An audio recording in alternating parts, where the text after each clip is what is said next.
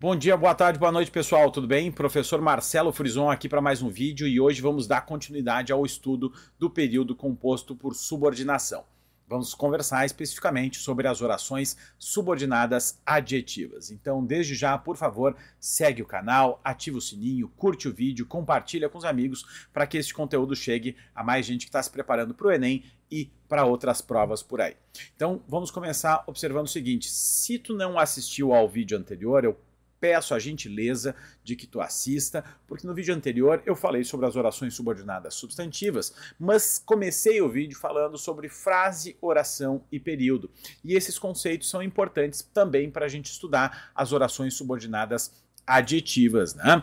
E aí vamos entender a diferença entre elas, né? No caso das orações subordinadas substantivas, elas são muito importantes para a gente apresentar informações de forma mais taxativa, de forma mais objetiva, né? De forma mais direta. As orações adjetivas a gente vai usar especialmente para caracterizar um termo, mas tanto uma quanto a outra, né, são orações muito importantes para a gente construir a nossa argumentação. Tá? Então é importante usá-las numa redação, né? Então essa é a principal diferença entre as duas, né? Vamos começar analisando aqui um exemplo e observe o seguinte. Por favor, estejam aí com papel, caneta, né, caderno, enfim, para anotar os exemplos, porque eu vou apresentar exemplos aqui que vocês não vão encontrar em outros vídeos por aí. Vamos entender os segredos das orações subordinadas adjetivas, né? Então vamos começar analisando esse primeiro exemplo aqui, ó. Bob Dylan criou canções impactantes. Na verdade, aqui temos um período simples, né?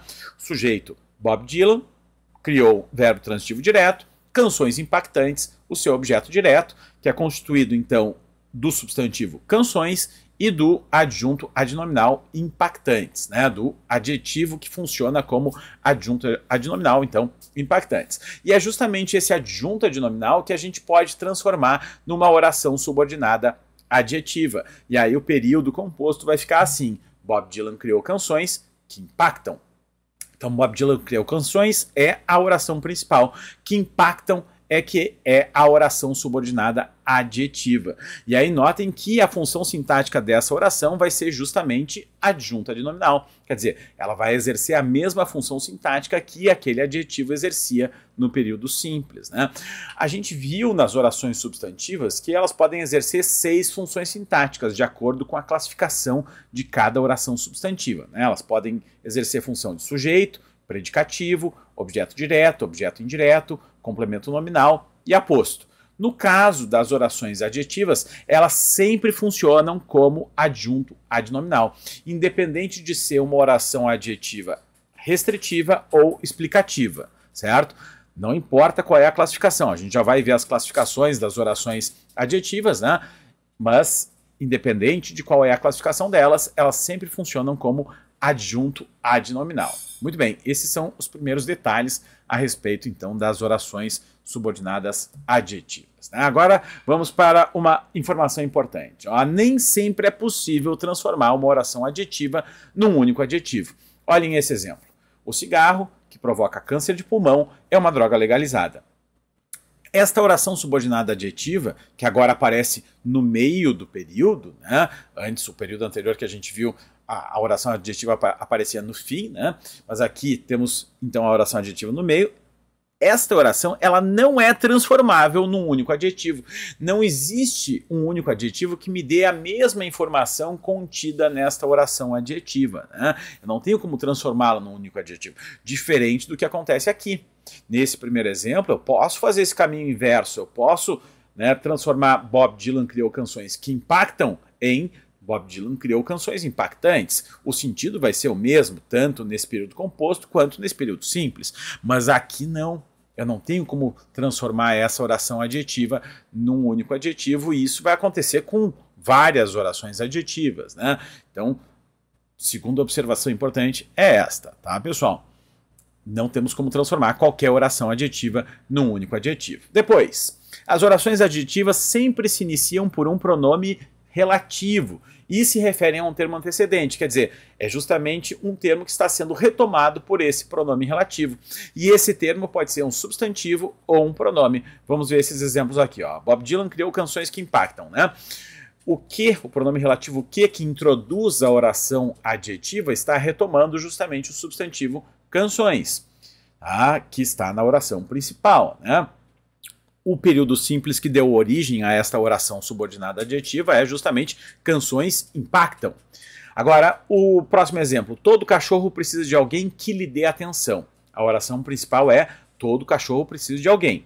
A oração subordinada adjetiva, que lhe dê atenção, introduzida por esse pronome relativo que está retomando o pronome alguém. Alguém lhe dê atenção é o período simples que deu origem a esta oração adjetiva, né? Então, o pronome relativo aqui retoma o pronome alguém, né? Essa é a terceira informação importante que nós estamos vendo aqui a respeito das orações adjetivas, né? Aqui vocês têm uma lista com os pronomes relativos, né? Os variáveis, ou seja, eles são variáveis porque eles se flexionam de acordo com gênero e número, e eles vão se flexionar de acordo com o gênero ou com o número, aliás, com o gênero e o número, né, do termo antecedente. Então os pronomes o qual, a qual, os quais, as quais, cujo, cujos, cuja, cujas, quanto, quantos, quanta, quantas. E temos os pronomes invariáveis, que não se flexionam, obviamente, né, que, quem, onde e aonde. Observem que os pronomes onde e aonde devem se referir exclusivamente a lugar. Tomem cuidado para não usar onde ou aonde para coisas que não se referem a lugar. As pessoas cometem muito esse erro e isso acaba acarretando descontos na redação. Vamos falar mais sobre os pronomes relativos no próximo vídeo, então acompanhe o canal para não perder essas informações. Vou detalhar para vocês as funções sintáticas do pronome relativo. Essa, no fundo, é a parte mais difícil do estudo das orações subordinadas adjetivas, tá? Função sintática do pronome relativo, ele tem esse nome justamente porque ele pode exercer várias funções sintáticas, é o que nós vamos ver no próximo vídeo.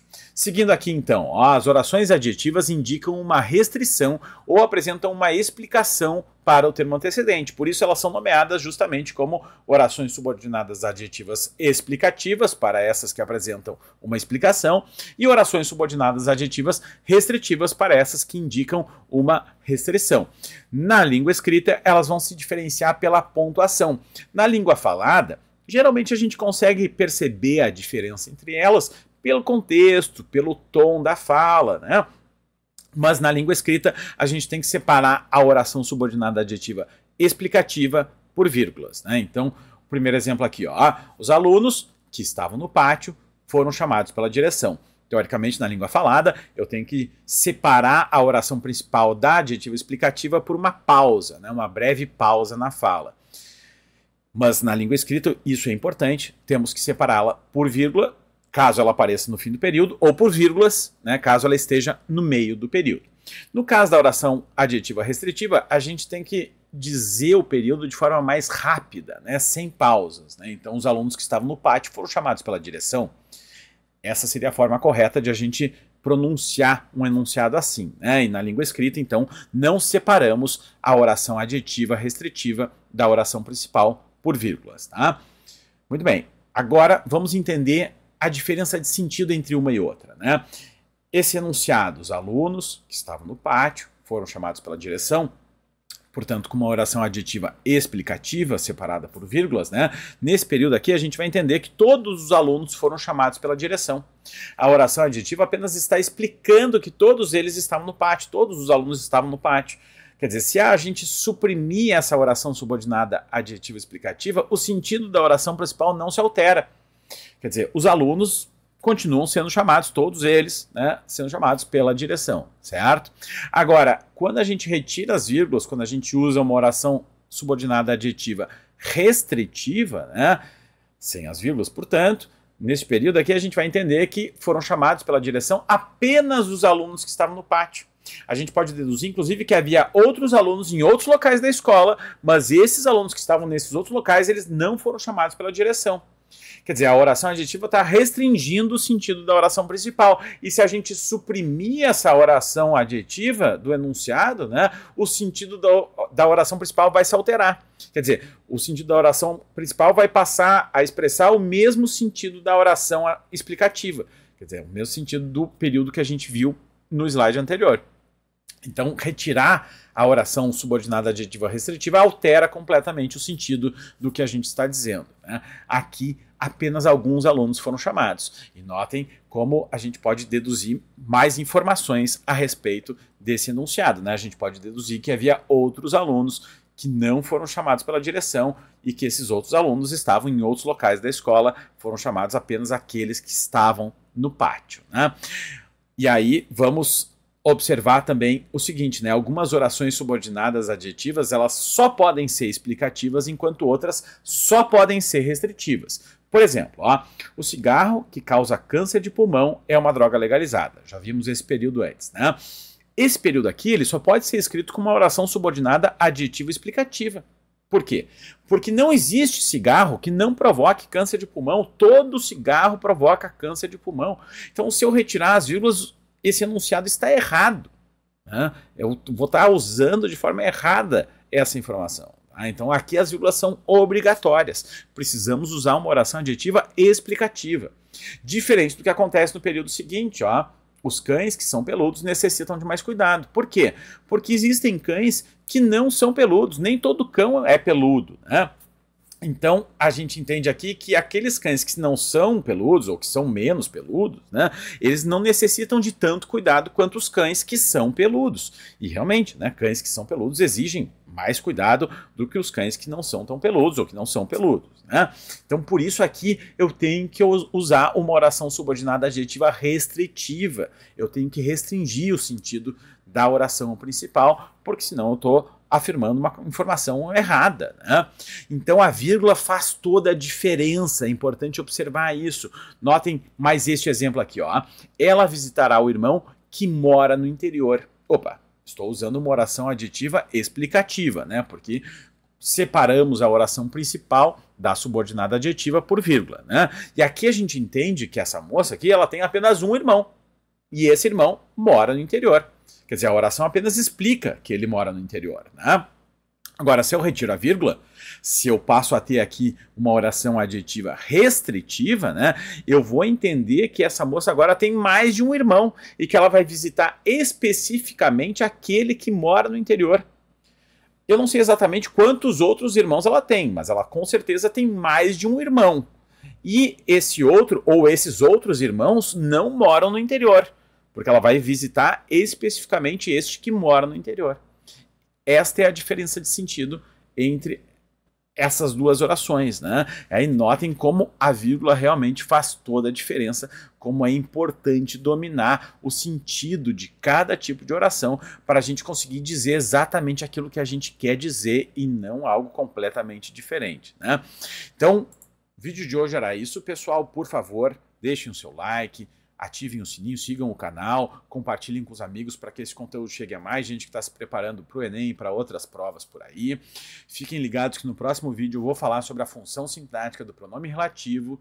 E se vocês ficaram com alguma dúvida, por favor, deixem registrado aqui no vídeo. Será um prazer ajudá-los. E então é isso aí. Valeu, valeu. Feito!